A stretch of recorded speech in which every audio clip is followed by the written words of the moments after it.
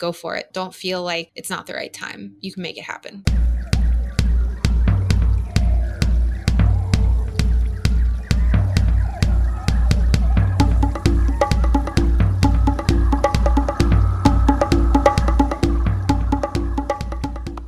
Did you know that hippos love podcasts? Well, they do. You heard it here first. Welcome back to the Wild Business Growth Podcast, presented by Hippo Direct. I'm Max Brandstetter, your host, Digital Marketing Manager at Hippo Direct. This is your place for entrepreneurs and innovators unleashing creativity to grow bigger and better businesses. This is episode 3. Can you believe we're already on episode 3? It feels like it's been a lifetime. Our guest this week gives us an amazing glimpse into what the daily life is like as a startup founder. Her name is Julia Lamorelle. She's the co-founder and CEO of a startup, Kiwi Compute. They're doing some really cool things in the coding space, and their coding platform actually just launched very recently by the time you hear this. So you'll hear some mentions throughout the episode of an upcoming launch in a few weeks. Well, that time is now, so go out and support Kiwi Compute. But anyway, Julia covers in great detail some really cool stories about, the pros and cons of being an entrepreneur, the pros and cons of fundraising versus bootstrapping, what life is like down in the booming tech city of Austin, Texas that they're based in. So enjoy the show. So this week we have a super exciting guest, someone that can take us through real-time entrepreneurship and the real-time startup journey. We have Indiana University's finest, not that I'm biased or anything, Julia Lamorelle, the CEO and co-founder of Kiwi Compute, doing some awesome things down in Austin, Texas. Julia, thanks for coming on. Thanks, Max. How are you? I am great. Super excited to have you on. Yeah, great to be here. Perfect. Can you give the listeners a little bit of rundown of sort of what you've done in your career so far after graduating from that great school in Indiana, and then what the Kiwi Compute journey's been like up so far? Yeah, definitely. So Max and I actually went to school together. So after Indiana, I moved to Chicago and I did business consulting, management consulting there for a few years. And after doing strategy and operations for a while, I wanted to dive into more education. And I loved looking at creative solutions in education for kids. And what does that mean? And how can we use education as a tool to build kids up and build their confidence and set them up for success later in life? So one of my co-founders, who also went to school with us, he had left his job a little bit earlier than I and taught himself to program. So he was a self-taught programmer and had been working at startups and realized that learning to code and being a software developer was a huge passion of his. We were talking one day and he said, I really want to give this back to other kids because I wish I had had a mentor and someone to teach me when I was younger. And he had actually started to learn to code as a kid and fell off. And so we started talking about how could we connect with kids better? How could we reach more kids? I had never taken a single computer science class before. It was never something I was really interested in. By the time I reached high school, I was like, nope, it's not for me. I am not a tech person, not for me. And so we started talking about how could we combine our interests, mine being education and working with kids, and him wanting to give back and teach programming. So we spent about 6 months diving into what could that look like? What does the market look like?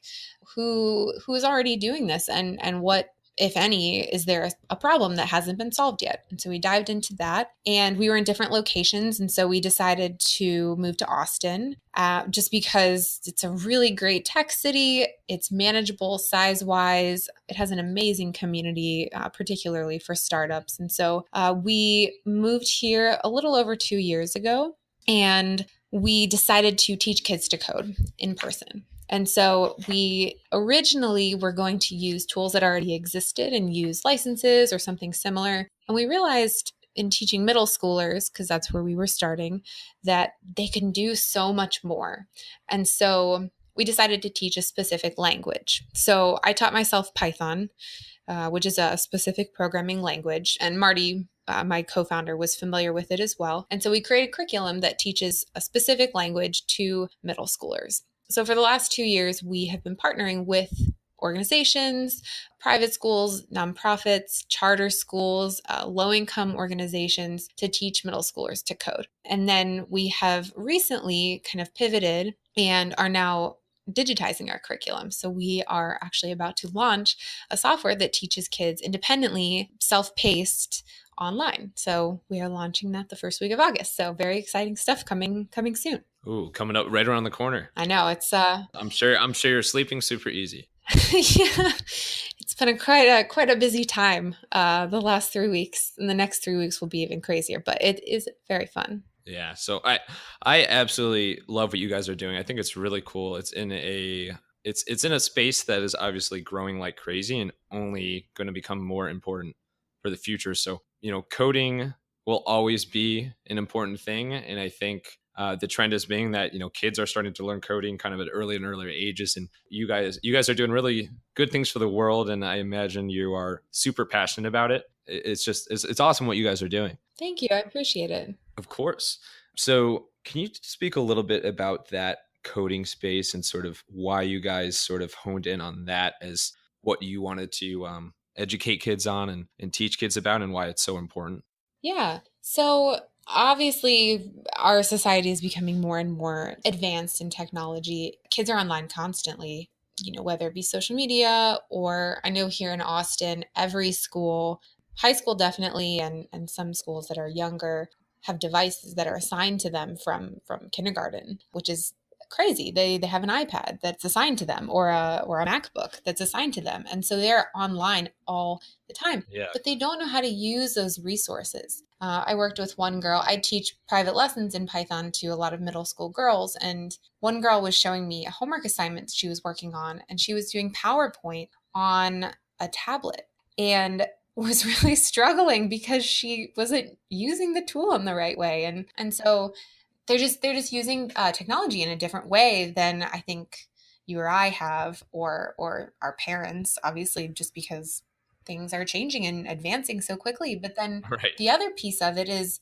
all of these new startups are emerging, or technologies that are becoming ingrained into our lives. I mean, look at things like self-driving cars or artificial intelligence, machine learning, and kids don't know what that is, and they see it and they hear it, but they don't understand what it is, how it will affect them, but they need to. And 10 to 15 years from now, the majority of the jobs, I think, are going to be completely different. And we don't really know what they even are. So we have to prepare kids for those jobs that don't exist yet. And I think programming, whether they become software developers or not, teaches amazing skills in terms of understanding logic and problem solving, and feeling confident with the unknown. So I think that's why it's good for every kid to at least have exposure to it.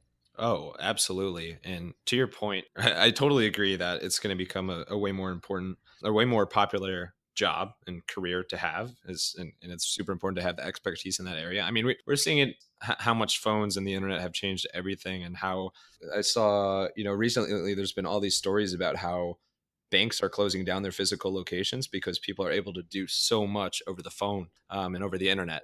So Yep. it's, something coding in that tech space is super safe space to play, because there's always going to be opportunity, and everybody that has an idea or a business is going to want to scale digitally. So Yeah. it's huge, and it's super important. No, I agree. I think one thing that I like to talk to kids about is the things that are in the news today, and ask them what they think about it, because a lot of times they don't have context to really understand. And so I like to get into debates with them about the ethical dilemmas of, like, well, what would happen if your teacher was a robot and they were Right. learning? How would you deal with that? Like, what about the emotional side of things? Have you thought of that? And just play devil's advocate with them, because they haven't thought about a lot of these things, but it's important, and it's important to get their opinions on it and get them to be thinking about it. So I like talking about those things too with them. Yeah. So how do they react when you ask about teachers as robots? Are they excited? Do they start thinking of the jet? Well, they don't even know what the Jetsons are. So Yeah, no, they don't. They do not. They have differing opinions, which is great. I mean, it shows that kids really can think about these really difficult, complex concepts at a young age. Usually with the teacher thing, they talk about how, oh, they'd be unbiased, but then how would they learn? And I like to pry in and be like, what about with things like soft skills? Like, how would the robot adjust that? Or what if they learned biases? What if the robot learned to be biased towards someone or something or an idea, and then what? Like, how would that be affected? And then we like to talk about self-driving cars and how that would affect things, and things like parking garages. Like, will parking garages exist? What about taxi drivers? How will that affect it?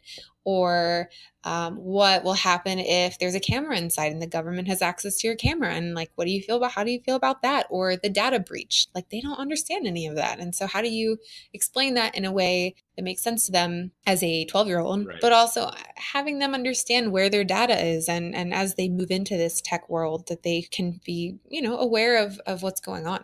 I think it's important. Yeah, and there's such a deeper level to it. Like, obviously, we were the generation that grew up when we were younger. Cell phones weren't really a thing, and then they became a thing, and then iPhones became iPhones and smartphones in general became such an essential thing for everyone to have. Yeah. Now, this generation, these younger kids are now growing up where they don't know an era where cell phones were non-existent. Like, they're not Right. they don't remember the landline era and the pain of going through your school directory to call the landline of your friends or your dates or Yeah, I know. It's crazy, and having a tablet from age 5, that we didn't have that. Right. Yeah, exactly. And then the previous generations thrived without cell phones even in existence and technology like that. So it's always fascinating to see how much that technology changes everything and also changes thing in the education space. So on that note, so you mentioned you have a big passion for education, and that's kind of Yeah. was a big major fuel for forming this business that you guys did. Can you speak a little bit about that and kind of like have you always been interested in education since when you were younger, or is it kind of an acquired taste? Yeah, so I have always been working with kids in some capacity from age 13, 14. I taught kids in high school and various jobs, and in college I did the same thing, and I always have volunteered with various organizations. And when I was looking to switch jobs, I wanted to do a slight career shift, and I was looking at how can I use these business skills that I've developed, but in the education space. So I didn't necessarily want to be a teacher, but I wanted to be involved in an education organization. So it's nice because I kind of created a role for myself at Kiwi where I can do the best of everything, right? I can work with kids and work in the education space, but then also do all the business stuff that I love as well. But it's really great to work with kids and see that growth and see them connect with a concept. And it's not if you had told me, I don't know, 4 years ago that this is what I'd be doing, I'd be very surprised. But it's amazing. It's great to work with kids and shape the next generation. Yeah, it's really cool that you sort of have the best of both worlds, as you mentioned. Mm-hmm. It must feel good to know that you're helping people every day. You're doing that, and that's sort of, it all ties into what you're doing full time and putting all your energy into as well. Yeah, definitely. I totally agree. Can you speak a little bit about Austin? I know Austin's a really super fun city. I haven't been in too long. I went a few years ago, but I know it's got super fun, energetic vibe and big tech and startup space. And obviously you got South by and all that going on there. Can you speak a little bit about, especially coming from the Midwest, can you speak a little bit about what Austin has been like and what your experience has been there so far? Yeah. So Austin was a great choice in terms of moving from Chicago, partly because of the cost of living. Obviously, Chicago is a huge city and much more expensive, just from food to apartments to starting a business. And also Texas is very good for businesses. There's no income tax also. But in terms of Austin, it's a really unique city because it's actually fairly small. I think the metro is like 2 million or so, but it doesn't feel too small. It doesn't feel like a tiny town where you run out of things to do immediately from a personal standpoint. But then from a business standpoint, it's so startup heavy, but in a good way. Like, there are so many resources available and meetups and events and co-working spaces and incubators. Like, every single person in my network, granted I'm part of that group, is starting something or has that mindset where they're trying to work 2 jobs and kind of create this life that they'd prefer to have. And The other benefit is that Austin is really laid back. So unlike Chicago or in New York, where everyone is much more in the, I don't know, finance, like more conservative business world, Austin is so laid back. I have sometimes a hard time adjusting to it because, I grew up being like, okay, you wear a suit to meetings or you wear business casual to meetings. And in Austin, business casual is like jeans and a decent t-shirt. It's Right. really laid back. And so it's nice though, because I don't know, you get to be more like yourself and not have to worry about that as much. We're starting to fundraise and I'm meeting with investors. And so it's interesting to see how that piece plays into it, like the Austin filter, right? Like you don't necessarily wear business professional to a pitch, which is it's strange to me. But I like that about Austin, that it's more about who you are and less the formalities of things. But the thing I love most is the community piece. Right. If you want to find a group to connect with in the startup world, it's probably here. There's women in tech events. There's ed tech events. There's cryptocurrency startup meetup groups. And it's great because you can kind of find the group that makes most sense for you and really network, and everyone knows everyone in a good way. So you can really meet a lot of people really quickly. Oh, that's awesome. So Austin Tourism Group, if you're listening, we are looking for sponsors. So we accept your endorsement. So in addition to endless startup groups, I know Austin has endless food and endless music and endless bars and endless outdoor stuff as well. Oh, So yes. I'm sure you're having an amazing time down there with all those. Yeah, it's great. Although with the launch, I'm launching into full productivity mode, so not doing a whole lot of social things. But it is a great place for food. Highly recommend it. Absolutely. On that note about the startup journey, what would you say has been your favorite part of running a startup so far? And what has been the most challenging part? Yeah. Let's A see. little two-pronged question. The challenging part has changed over time. So when I first started, the hardest part was knowing what to do every day. You don't have a boss anymore. And for the first year and a half, I was the only person full time. So I've been full time since day one. So for almost 3 years. Whereas my two co-founders, one just joined in March, so he's more recent. Mhm. And then Marty, my other co-founder, he worked full-time at another startup while doing Kiwi, like in the evenings and on the weekend. So I was the only full-time person. And so it's very hard to wake up in the morning and one, even know what direction you're going in. Like, what do I do today? What's priority? And where do I even begin? You don't have a brand and you don't have a company name and you don't know to-do lists. Like, I don't know what to do. And so that was really challenging. And so it took me probably 6 months to kind of get a rhythm down and feel confident that the things I was doing today were the most important and the things that were priority. The other challenging parts are the really difficult decisions. I mean, as CEO, at the end of the day, I have to make the decision. And obviously I get help from people that I meet regularly, advisors, so to speak, and my co-founders. But at the end of the day, the decision is kind of left up to me. And sometimes they're very difficult. Like, I remember when we were first starting, Marty and I were trying to decide, do we become a nonprofit or a for-profit? And I'm very socially minded. I wanted to help kids. I didn't care about the money as much. And it was really hard to decide that. And we decided to be for-profit, and there's a whole slew of reasons, and I won't go into it, but that was really challenging for me. And then, with this launch of our new software, we had to decide, like, we really can't do in person and software. We need to make a decision. Are we a software company, or are we going to do both of these things and maintain classes and be kind of, I don't know, a mixed bag of products and services? And I decided to be a software company and fully commit to that and fully commit to growth. And that's also hard, right? That pivot. And so you don't know what's right, and you just have to make a decision based on what you think is best and hope it pans out. So that's probably the hardest thing right now, and the uncertainty. I've gotten a lot better with uncertainty and the risk involved. I like to say that I take calculated risks. I'm not really a risk taker, actually. I'm much more risk averse, but take calculated risks. Like, I like to think about everything and then make an educated decision on it.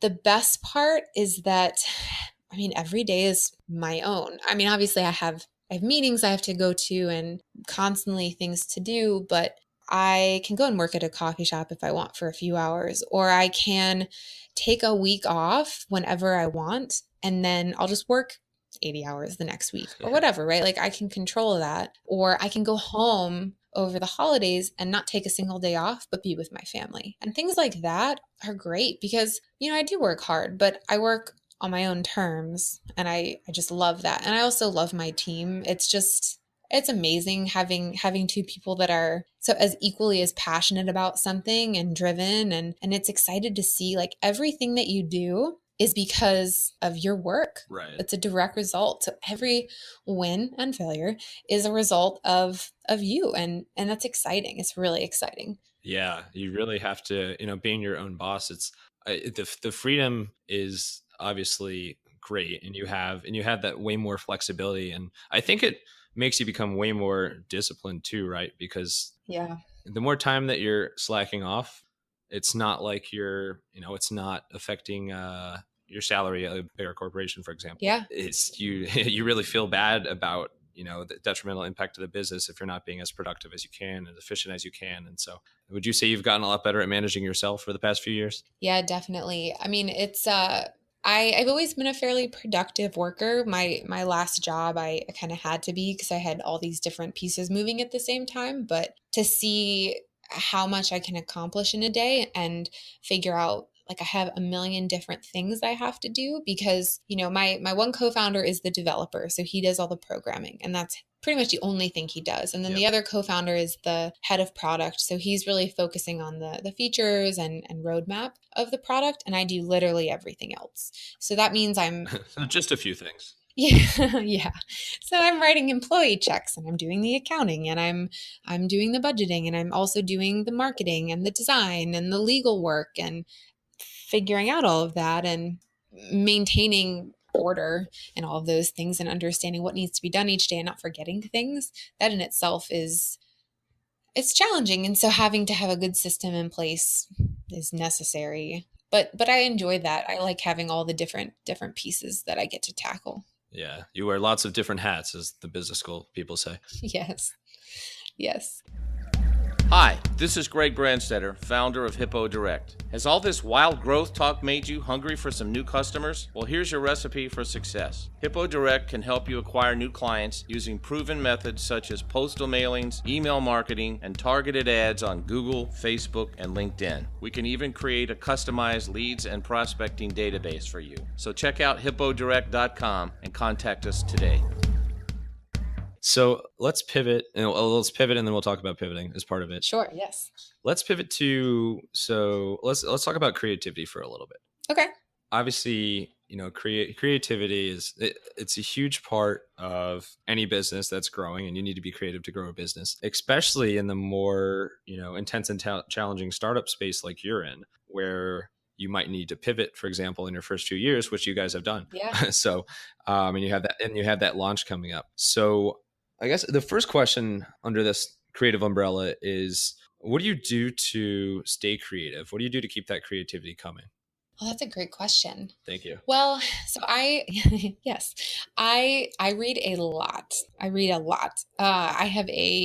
listen to, so I drive a lot because I work from home. Mm-hmm. I probably drive like 15% of my week because it's just, I have to go around to a lot of places. And so I listen to audiobooks every time I'm driving, and pretty much all business books. And so, for example, when we switched to software, I know nothing about software. I mean, other than the basic. I don't know how to market a software. I don't know how to deal with product. I don't know any of that stuff. And so I bought a whole pile of books and just started working my way through them. Same with fundraising. I don't know anything about fundraising and the process of, reaching out to investors. I mean, I know how to pitch in terms of business. I went to business school, but I don't know what they look for and how to best frame conversations and what's the next step after your first pitch and how to cold email a VC and all those things. I don't know any of that stuff. I think I bought like 15 books and I'm just working my way through all of them. That helps a lot. And I also get a lot of advice from people. I get coffee with a lot of different people and just pick their brain and just say, like, I don't know how to do this. What do you think? Or what do you think of this idea? And just talk to a lot of people and go to meetups. And that's probably the best way is I'm just trying to constantly learn. Right. Always learning. Well, it's good you're in the education space then. Yes. Do you have a favorite? So audiobooks, were they all sort of in that software space? Do you have any favorite audiobooks that you've listened to? Oh man. They vary. Like I've listened to things like there was a recent book that just came out called Bad Blood, which I highly recommend. It just came out like a month ago. Oh yeah. Yeah, it's about the Theranos startup. I don't know if you know anything about it, but basically they were a medical device startup and just defrauded investors, and the spiral out of control and how a journalist uncovered all of this was fascinating. From a business standpoint, it was fascinating. That was really, really good. I think it came out like a month or two ago, very recent. That one's really good. Another one is called Inspired. That one is specific to software, and it's about product and how it's like, according to some of my product friends, it's like the Bible for product managers. But it's a really good intro into just how do you look at a product? What is a role of a product manager? How do they deal with the process of building a software and marketing it and creating the features for it and what to look for? That is it's a really good book. From a startup perspective, 0 to 1, I think I've read it 5 times. It is by Peter Thiel, and it's a really good or a book about startups, how to make the most value from your startup. And then The Hard Thing About Hard Things. That is another really good book. Just talking about all the difficulties of a startup. Also read that book multiple times. I see. I'm sensing a trend here. When if you read something or hear something you like, there's probably going to be another round. Yes. Yeah. There are some books I just have on audiobook and I just repeat every year because they're that good. I don't blame you. It's hard to pull away when you find something you like. Yeah. I have to admit, when you mentioned Bad Blood, at first I was thinking of the Taylor Swift song. I quickly realized I was not. And if any authors want to endorse and sponsor the Wild Business Growth podcast, you know where to find us. There you go. But anyway, so the next segment is more about inspiration and sort of where you find your inspiration. So you touched on a little bit of that as far as things you read or / listen to. Let's talk about the people piece for a little bit. So you mentioned you love picking people's brains and going out and having coffee with them. Who do you usually do that with? Do you do it with friends or associates, sort of? Yeah. There's people in Austin that I've met that I really respect and I view their career as either something that I aspire to be, or I just really value their opinion and I make a connection with them, and I really want to get to know this person more and just understand how they got to where they are. For example, I met a guy at a networking event, and he is much older and I think he's retired, and he had a really amazing career in sales and marketing. And that is something I need to learn more about. And so I was like, can we just get coffee? I'd love to ask you some questions. I don't know anything about these areas. I'd love to talk to you more. So things like that. Sometimes people will connect you with other people, which when I first started Kiwi, it always amazed me how much people were willing to go out of their way to help you and connect you with people. So I always love that piece of it. Right. It's very, I don't know, it's really nice to just be like, yeah, people really do care and they just want to help you and care about your business. It's really great. But then I do have some friends that are really inspiring and really good at what they do. And I love just meeting with them because just their energy alone, it like excites me. And it's like, yes, okay, I can do this. I'm going to conquer the world now. And everyone has friends like that just motivate you, or like when you're struggling with something that can talk you through it and talk you out of the difficulties that you're going through. A lot of my friends are in the business world, so it's really great to get advice or just talk through strategy pieces sometimes. It's always fun too. Right. Yeah. Shameless plug for the Kelly Business School. Yeah. Yeah. Not that we're biased or anything, but. No, definitely not. So do you have who would you say is your biggest professional and then your biggest personal influence? Oh boy. Stumped you. Oh, there's so many. Professional, there's a few. So, and I always like to say some of my role models or people I look up to them in certain ways, and other aspects I don't necessarily agree with some of their beliefs or things. But So for example, go for it. Jeff Bezos, right? I love Jeff Bezos. I think some of the things he does I don't agree with, but I think he had such a drive. I read his book, and it's fascinating because a lot of people didn't believe in Amazon and him and he had to fight all the haters for such a long time. And he just kept on going, and he was really passionate about books. And so he decided that was what he was going to do, and he was going to stick to that. And a lot of the decisions business wise that he's made have focused around books. He created the Kindle, and he basically, I mean, Audible, same thing, right? He reinvented how you interact with books. And when he interacted with Steve Jobs was much more focused on music. And so that's why Apple took the direction more of music, and Amazon took the direction more of books. And I really admire the perseverance, because a lot of times when you are working in a startup, a lot of people will discount your idea or discount you as a person, and you just have to be able to push through that. And so I really admire that quality. Another person that I recently have, who actually is now, it's headquartered in Austin, is the Bumble founder, Whitney Wolfe Herd. Oh, yeah. She's amazing. She is amazing. And she's really interesting in terms of her career. She started at Tinder, and a really bad experience that she had to deal with, it turned around, and she was able to make it something amazing and turn it into a positive force on the world, and give women empowerment in terms of dating. And I think that's fascinating. And I love, from a marketing perspective, they have amazing marketing campaigns and do a really good job, and they know their user really well. And I love that as well.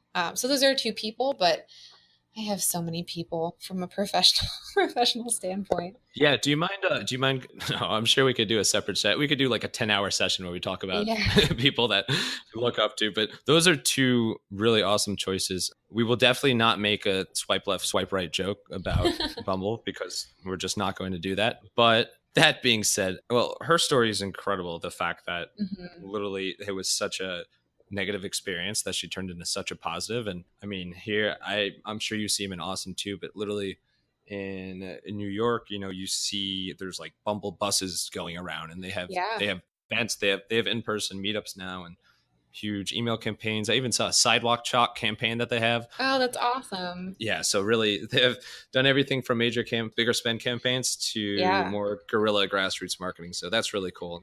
Yeah, even the billboards that they have are fantastic. Like, from a marketing perspective, and as I learn how to market a startup and really create viral marketing and create really strong PR campaigns and blog posts and all those things, I love to look at what they do, because they just do such a good job in a lot of different categories, and they do it so well. They do great job marketing. That was, I feel like I gave you the script for that, because that was a perfect segue into our next segment. So on that note about viral creative marketing, so we're going to do something called the Wild Business Shout Out of the Week. The Wild Business Shout Out of the Week! Anyway, Wild Business Shout Out of the Week. So this is something we do every single episode here on the Wild Business Growth Podcast. And we talk about one sort of creative viral marketing campaign we both noticed caught our attention, and we'll go back and forth on it for a little bit. So, we were chatting earlier, and something that you mentioned I thought was really, really cool was Arrested Development. So we're both big Arrested Development fans, and the jokes from that show, you see them in everyday life all the time. So it's always a good one to go back and watch. But you were mentioning how in this latest season, they did a lot of guerrilla marketing to promote the launch on Netflix. So they have the stair, what's it called? The staircase, the stairs truck? The stair car. The stair car. Is that the official name? Yeah, I think so. Yeah, it was amazing. I thought it was so funny. They picked, I don't know how many cities, but a decent chunk. Like, I know they came to Austin, and they had the stair car just driving around the country and visiting these cities. And you could go to their website, and it was like a campaign trail, because Lindsay from the show was campaigning for Congress. And so there was like a ruse of her campaign trail. And so you could see the stair car. And then they also had meetups for the Never Nudes, which was also like a very funny piece from the show. Yeah. And it was just really clever, because it was a really great way to engage with super fans and get them excited and remind them of why they love the show. And it was just really, really clever. And they also, like you were mentioning, had a lot of inside jokes thrown in there, which was great. You got to love the Never Nudes. I mean, this is, we're an official Never Nude sponsored podcast, and it's created quite the interesting subset of culture there with the invention of that. But everything from that to, I mean, there's so many great memories with that show, with Tobias, with the whole Blue Man Group thing, and And then it always blows my mind. Once you've seen that show, it kind of, you can't help but think of that show when you see any of the actors and actresses from it. Yeah, definitely. So it's always funny. Like I was watching Ozark with Jason Bateman, and he's so serious. I mean, he's so calm, but he's so serious in that show. Yeah. It's really funny to think of that sort of serious, darker tone surrounding him, whereas Arrested Development is just completely chaotic and lighthearted humor. And it's never get tired of watching that show. Yeah. But it's awesome what they did from a guerrilla marketing standpoint. It's hard to do too, I think. I think so too. But if a comedy, I guess most people would say a comedy that's past its prime, but if someone in that space can do it, then anybody can do it. So Agreed. That was really cool to see. The next segment, we're going to pivot. This is just an episode of pivoting. We're going to pivot to another segment, and I apologize if this is too dark, but we're going to bring it down for a little bit if you're up for it. This is going to be the darkest segment of the show, and it's always interesting to hear about mistakes that people have learned from, or maybe it's something that people regret that drives them, because I think it's something that people can really learn a lot from. And so many famous entrepreneurs and founders talk about how learning from failure is such an important part of their success. On that note, and I know you've pivoted and I know you've changed careers. Is there anything that you're doing right now that you wish you would have started doing earlier? Oh, yeah. Well, so we had kind of an interesting path, and it's tough because we couldn't really do software without having taught kids. So it's kind of like a chicken and the egg thing. Like I would not have had the skills to create something like this if I hadn't taught kids for the last 2.5 years. But I wish we had taught via software sooner. I think we would have been able to grow much more quickly. But I think one thing that is going to be really interesting is in the next 3 weeks, we're launching our product, right? And that's the pivotal moment when you see if people are actually willing to pay for this. Yep. And that is scary, because what happens if no one pays for it, right? Then what? Right. And it's tough. I'll pay for it if. Oh, there we go. Ooh, big thunder! Yeah, you heard that one. Wow. I think that's a sign that you're going to have at least one customer. There we go. So let's go. No, I will. If you need some help, let me know, and I will be customer number one. Perfect. If you guys have 0. Cool. So. Yeah. But anyway. Yeah, but that's tough though, right? It's like you work really hard on something and you test it with kids, and you hope that all the work that you've been putting in and the hours and the brainstorming and the pivoting will pay off. So obviously that's not a failure yet, but or if ever, but it's going to be a really interesting next few months. Right. I think the other thing is I wish I had networked with investors sooner. For a really long time, I think I was a little bit afraid of that world. I don't know why, but I was just like, you know what? That's not for me. I don't want to have to answer to investors. I would rather bootstrap. And so we did, right? We bootstrapped for the last 3 years, and Marty and I each put in our own money into the business, and we didn't take out any loans. And I worked like 3 part-time jobs simultaneously. That's it. To cover costs. And I had saved up money beforehand. And so I was like, you know what? Investors I don't need it. That way I can control the business and I can have full ownership. But I think that was a little bit naive to not at least be talking to people, because in research, it talks a lot about how, investors, it's like dating. Right. You have to have a lot of meetings and interactions with them. And if you don't, I think I've read it takes almost a year to fundraise. And so if you're starting from scratch with 0 network, that's really hard.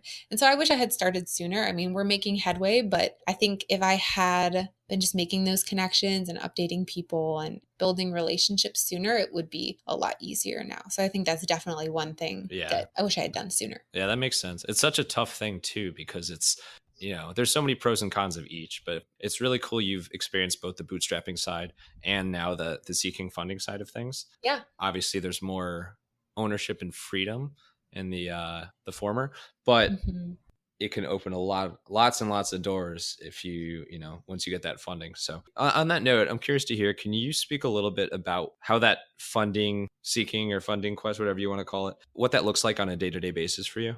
Yeah. So the first thing is you kind of have to figure out what type of funding you want to seek and from who. So you can do an institution which is much more formal from like a venture capitalist, which is much more likely to be Series A through and on. So much like larger round where you're raising much more money.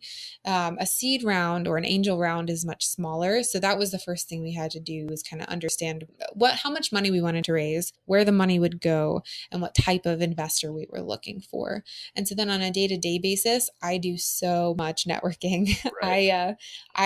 I think it's like every week I go through a list of different newsletters and calendars that I have kind of pegged in Austin. And I go, okay, what are the different events that I'm going to be going to over the next week? And I'm not a huge fan of networking events. So I have to really force myself to go. And so that's also been a learning opportunity for me, but I go to so many. I go to like mentor hours. I go to it's like speed dating for mentors.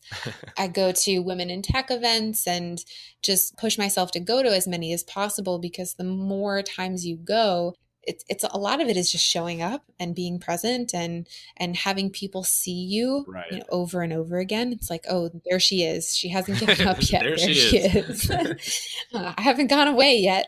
And cold emailing people or asking people to connect you with other people. So for example, I was back in Chicago, and it turned out my old boss went to college with a guy who's an angel investor here, right? So he made a connection for me. So things like that, I mean, you have to go out of your way, because that is probably the number one reason why an investor will talk to you, is through a connection. Right. Yeah. But then also, I think I've spent 200 or 300 hours on our pitch deck. It's been quite a process, and it's a story, and it's really important, and the executive summary and all the pieces that go into it. So our growth strategy and our market size, and how are we looking at market size, and how are we going to grow, and what is our projections year to year, and how are we going to best explain the competitive landscape and our differentiator, and coming back to that. And so that is a lot of time as well. Right. And as the CEO, a lot of that falls on me, because it's mostly strategy, right? It's thinking about long term, what is our business going to look like? So it's been a very new experience for me, all of this. Oh yeah. And I'm sure you're super used to answering questions now, right? This is true. So that was kind of a more serious and more real life startup note. So that was super appreciate those answers. Love, really appreciate how candid you are and how genuine. It's a real great glimpse into the life of a startup founder, and I just hope you're able to get some sleep at night. Only a little. I drink a lot of coffee. So we're going to bring it up a notch. We'll be more on the positive and lighthearted side here. We got a couple of fun segments for you. Okay. If you're game for it. So this next one is called phrases, quirks, and pet peeves. So all right. This is something that's always interesting to hear from people. Basically all of them are things that you do commonly or think of as common, and then at some point you realized everybody else doesn't do that. So I have a lot of them. For example, for whatever reason, I just really don't like drinking out of a straw. Like if given a straw, I'll just drink out of the glass. And sorry to straw manufacturers out there listening.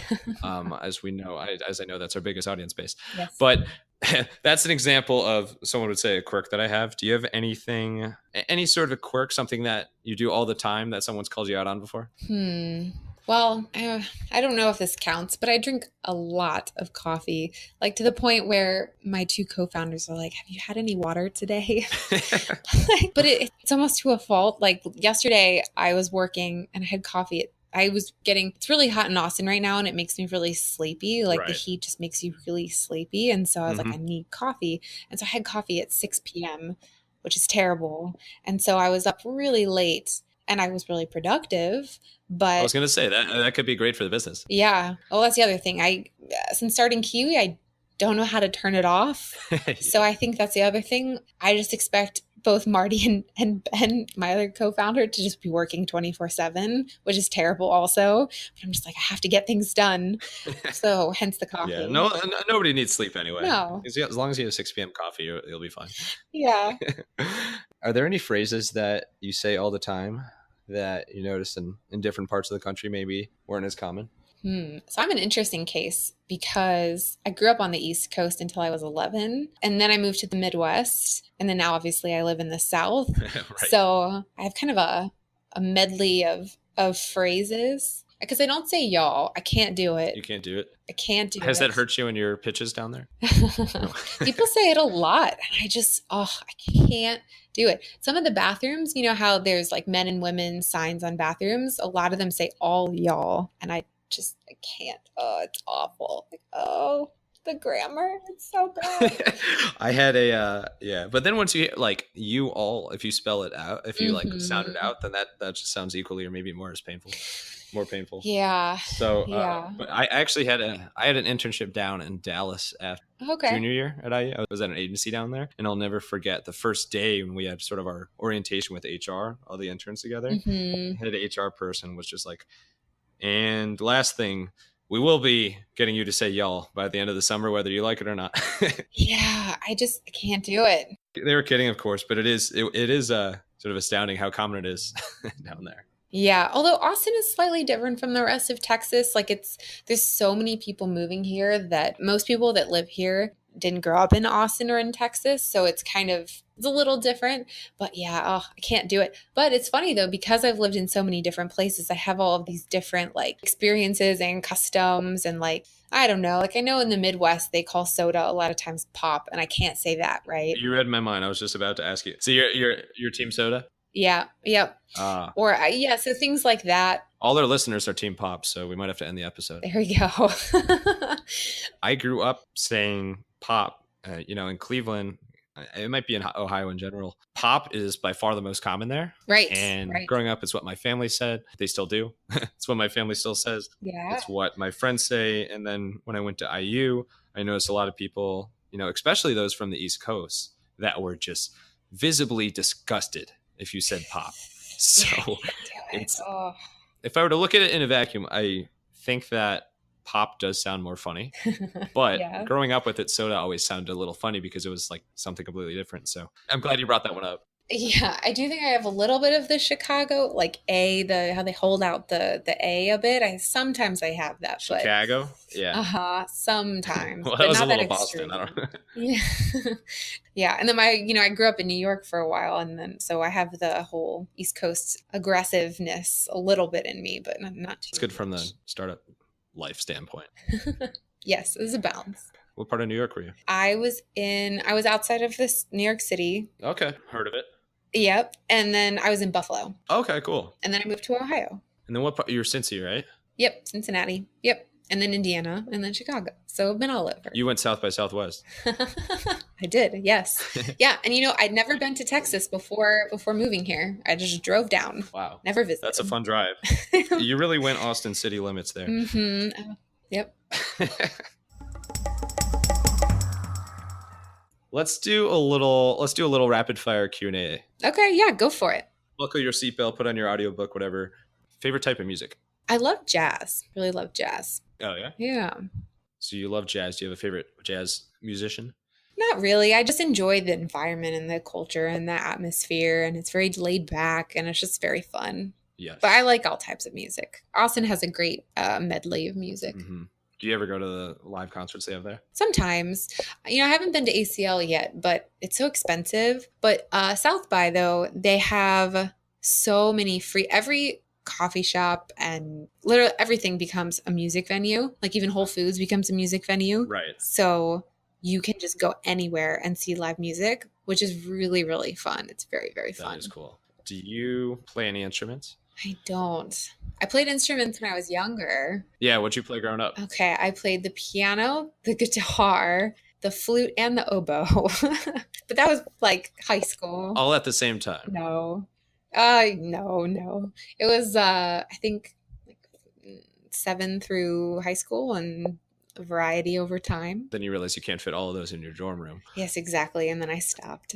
So sad. What was your favorite to play out of those? I don't know. I mean, I played flute the longest because I played that into high school, but then I stopped to swim. So I kind of pivoted and chose sports over music. So there we go. The pivot again. Yes. It's important. It's a common theme. Favorite outdoor activity? I love hiking.